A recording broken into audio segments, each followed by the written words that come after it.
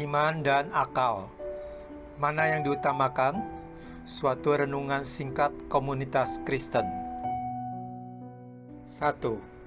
Banyak orang dunia hidup dengan iman.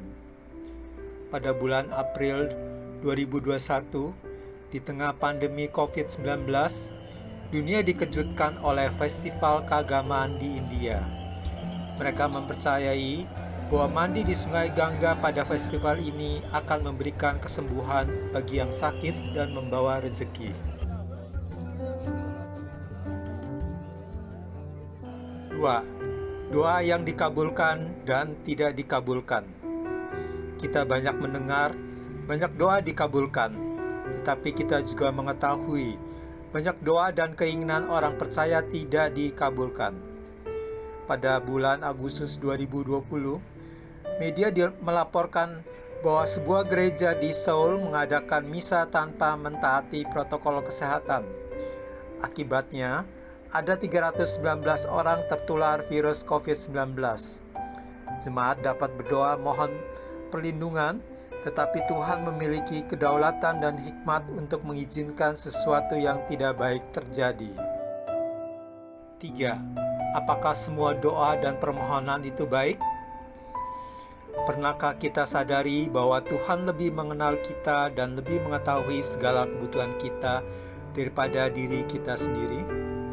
Banyak doa dan tindakan yang nampak baik yang kita paksakan, tetapi membawa sesuatu yang tidak baik. 1. Setelah diberkati, seorang ayah membelikan anaknya mobil mewah yang dipakai untuk kebut-kebutan dan berakibat tewasnya si anak. 2. Dengan doa dan usaha yang tekun, seorang mahasiswa Kristen mendapatkan beasiswa untuk studi lanjut di Amerika. Mahasiswa tersebut dapat lulus dengan baik, tetapi karena pergaulan yang salah, telah membuat yang bersangkutan jadi ateis.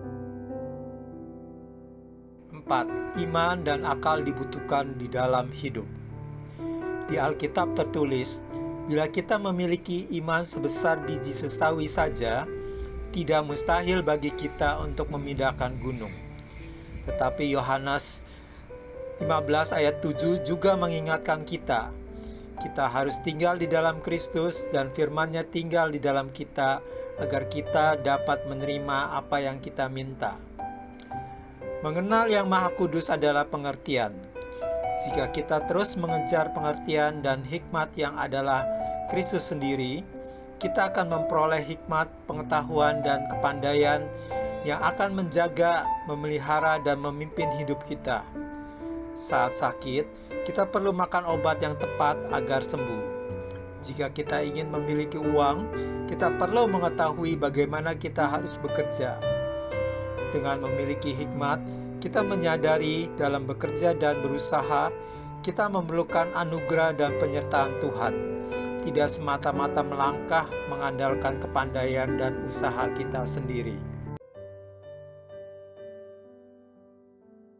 5. Belajar dari Daud yang hidup berkenan di hati Tuhan.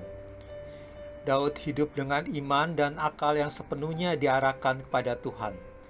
Saat menghadapi Goliat, Daud mendatangi Goliat dengan nama Tuhan. Pada saat Raja Saul meragukannya, dengan akalnya Daud menjelaskan bahwa dia berpengalaman mengalahkan singa dan beruang. Dalam Alkitab kita dapat membaca, Daud adalah seorang yang rendah hati, dipenuhi syukur dan pujian. Iman dan akalnya bekerja menyadarkan dirinya agar selalu bersandar pada Tuhan. Daud adalah seorang yang berkenan di hati Tuhan, menyukai firman Tuhan, dan menyadari hanya firman Tuhanlah yang membuat dirinya bijaksana. 6. Belajar dari Musa yang penuh kelembutan. Musa memiliki iman dan akal yang semakin lama semakin berakar dalam Tuhan. Ketika Tuhan mengutus Musa membawa umat Israel keluar dari Mesir dan menghadap Firaun, Musa penuh keraguan. Demikian setelah Tuhan melibatkan Harun, Musa bersedia melaksanakan tugas tersebut. Setelah melewati berbagai proses dan melakukan 10 tulah yang Tuhan perintahkan untuk bangsa Mesir, Musa begitu yakin diri memimpin bangsa Israel keluar dari perbudakan di Mesir. Tuhan mengatakan bahwa Musa adalah seorang yang lembut hatinya. Bandingkan dengan kehidupan Musa ketika masih sebagai anak angkat putri Firaun. Dia membunuh seorang Mesir yang memukul orang Ibrani.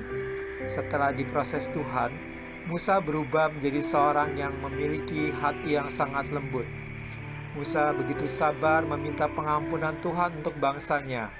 Walaupun terjadi beberapa kali penolakan atas dirinya dari saudara kandungnya Miriam dan Harun, serta dari bangsanya sendiri. 7. Iman dan akal yang berakar dalam Tuhan. Tinggallah di dalam Kristus dan firman-Nya bertumbuh di dalam diri kita. Dengan demikian kita akan hidup dekat dengan Tuhan dan makin mengenal pikiran dan perasaan Kristus. Kita akan makin memiliki iman dan akal yang berakar dalam Tuhan, sehingga apapun yang kita inginkan akan merupakan sesuatu yang benar. Apapun yang terjadi, baik atau buruk, kita akan yakin Tuhan yang baik akan memberikan sesuatu yang indah pada akhirnya. Perenungan. Setelah kita mendengarkan uraian tentang iman dan akal, mana yang harus diutamakan, baiklah kita berdiam diri melakukan perenungan. 1. Iman harus berjalan bersamaan dengan akal. Mengapa harus demikian? 2. Iman kepada siapa dan iman tentang apa yang harus kita miliki di dalam hidup ini? 3. Akal atau pengertian seperti apa yang harus ada di dalam diri kita?